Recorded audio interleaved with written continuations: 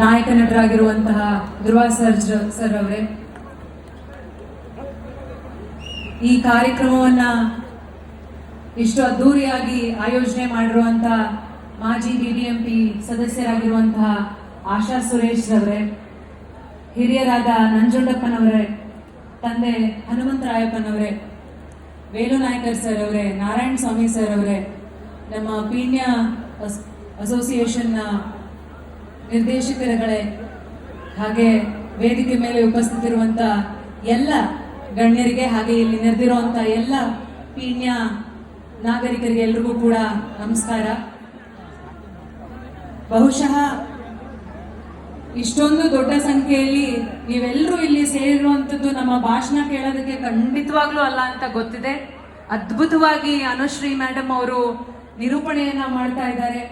VP. Sir ಅವರ ಇಡೀ ತಂಡ ವಿ.ಪಿ. ಸರ್ ಜೊತೆಗೆ ಬಂದು ತಮ್ಮನ್ನೆಲ್ಲರೂ ಕೂಡ ಮನರಂಜನೆಯನ್ನ ಪಡಿಸ್ತಾ ಇದ್ದಾರೆ. ಬಹಳ ಸಂತೋಷ ಆಗುತ್ತೆ. ನಾನು ಧ್ರುವ ಸರ್ಜಾ ಸರ್ ಅವರನ್ನ ಅಲ್ಪ ಸಮಯಕ್ಕೆ ಇತ್ತೀಚೆಗಷ್ಟೇ ಭೇಟಿ ಮಾಡಿದ್ದೆ. ಎಷ್ಟೊಂದು ಸರಳ ಸ್ವಭಾವ, ಸೌಮ್ಯ ಸ್ವಭಾವ ಸರ್. ಬಹಳ ಇನ್ಸ್ಪೈರಿಂಗ್ ಅನ್ಸುತ್ತೆ ನಿಮ್ಮನ್ನ ನೋಡಿದ್ರೆ. ಎಷ್ಟೇ ಎತ್ತರಕ್ಕೆ ಬೆಳೆದ್ರು ಕೂಡ ಬಹಳಷ್ಟು ನಮ್ಮಂತವ್ರು ಯಾರಾದ್ರೂ ಸಿಕ್ಕಿದ್ರೆ ಅಷ್ಟು ಪ್ರೀತಿಯಿಂದ ಎಲ್ಲರನ್ನೂ ಕೂಡ ಅಷ್ಟೊಂದು ಪ್ರೀತಿಯಿಂದ ಆದರದಿಂದ ಮಾತಾಡಿಸ್ತೀರಿ.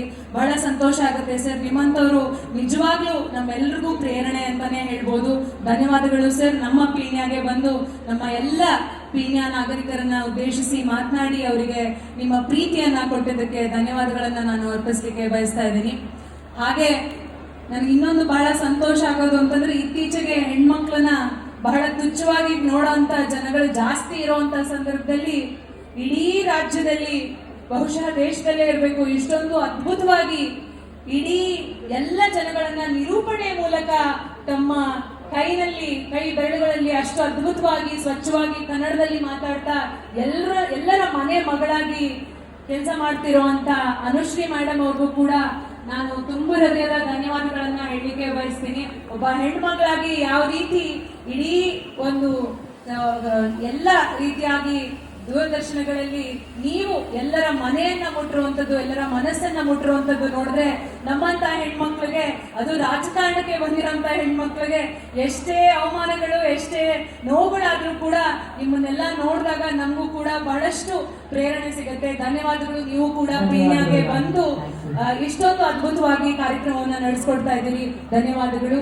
ಇನ್ನು ನಾನು ವಿ.ಪಿ. ಸರ್ ಬಗ್ಗೆ ಕೂಡ ಮಾತಾಡ್ಲೇಬೇಕು.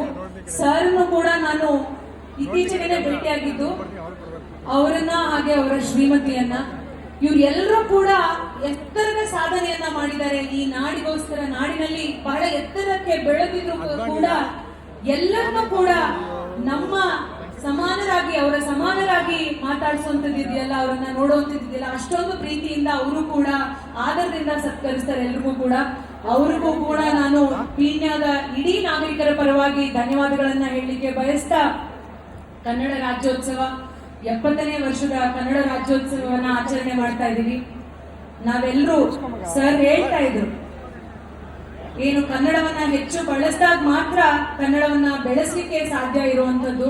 ಖಂಡಿತವಾಗ್ಲೂ ಸತ್ಯವಾದ ಮಾತು. ಇವತ್ತು ನಾವೆಲ್ಲೋ ನಮ್ಮ ಮಕ್ಕಳು ಬೇರೆ ಭಾಷೆಯಲ್ಲಿ ಮಾತಾಡಿದ್ರೆ ಅಥವಾ ಆಂಗ್ಲ ಭಾಷೆಯಲ್ಲಿ ಮಾತಾಡಿದ್ರೆ ಪ್ರಶಂಸೆ ವ್ಯಕ್ತಪಡಿಸ್ತೀವಿ. ಓ, ನನ್ನ ಮಗ ಎಷ್ಟು ಚೆನ್ನಾಗಿ ಇಂಗ್ಲಿಷ್ ನಲ್ಲಿ ಮಾತಾಡ್ತಾನೆ, ಎಷ್ಟು ಚೆನ್ನಾಗಿ ಹಿಂದಿಯಲ್ಲಿ ಮಾತಾಡ್ತಾರೆ, ಎಷ್ಟು ಚೆನ್ನಾಗಿ ತೆಲುಗುನಲ್ಲಿ ಮಾತನಾಡ್ತಾರೆ ಅಂತ. ಅದೇ ನಮ್ಮ ಮಕ್ಕಳು ಕನ್ನಡದಲ್ಲಿ ಶುದ್ಧವಾಗಿ ಸ್ವಚ್ಛವಾಗಿ ಕನ್ನಡದಲ್ಲಿ ಮಾತಾಡಿದಾಗ ಯಾರು ಕೂಡ ಪ್ರೇರಣೆ ನೀಡಲ್ಲ.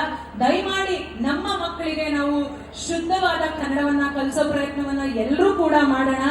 ಈ ಸಂದರ್ಭದಲ್ಲಿ ನಾನು ಹೇಳ್ಬೇಕು ಅಂತಿರೋದು, ನಮ್ಮ ರಾಷ್ಟ್ರಕವಿ ಕುವೆಂಪುರವರ ಸಾಲುಗಳು, ಎಲ್ಲೇ ಇರು ಹೇಗೆ ಇರು ಎಂದೆಂದಿಗೂ ನೀ ಕನ್ನಡವಾಗಿರು ಅಂತ ಹೇಳುವಂತ ಸಾಲುಗಳನ್ನ ನೆನೆಸ್ಕೊಂಡು ಈ ಇಡೀ ಕಾರ್ಯಕ್ರಮವನ್ನ ಉಸ್ತುವಾರಿಯನ್ನ ವಹಿಸಿ ಆಶಾ ಸುರೇಶ್ ಮೇಡಮ್ ಅವರು, ರಮೇಶ್ ಅಣ್ಣನವರು ಎಲ್ಲರೂ ಕೂಡ ಇಡೀ ತಂಡಕ್ಕೆ ನಾನು ಕೃತಜ್ಞತೆಗಳನ್ನ ಸಲ್ಲಿಸಲಿಕ್ಕೆ ಬಯಸ್ತಾ, ನನಗೂ ಕೂಡ ಈ ಕಾರ್ಯಕ್ರಮಕ್ಕೆ ಕರೆದು ಆದರದಿಂದ ಸತ್ಕರಿಸಿದಂತ ಎಲ್ಲರಿಗೂ ಕೂಡ ಧನ್ಯವಾದಗಳನ್ನ ಅರ್ಪಿಸ್ತಾ, ನಾನು ವಿಶೇಷವಾಗಿ ನಮ್ಮ ಆರಕ್ಷಕ ಸಿಬ್ಬಂದಿಗಳಿಗೆ ಧನ್ಯವಾದಗಳನ್ನ ಹೇಳಬೇಕು ಅಂತ ಬಯಸ್ತೀನಿ. ಯಾಕಂದ್ರೆ ಬಹಳ ಕಷ್ಟ ಇದೆ, ಇಷ್ಟೊಂದು ಜನಗಳನ್ನ ಸಂಭಾಳಿಸೋದು ತುಂಬಾ ಕಷ್ಟ ಇದೆ.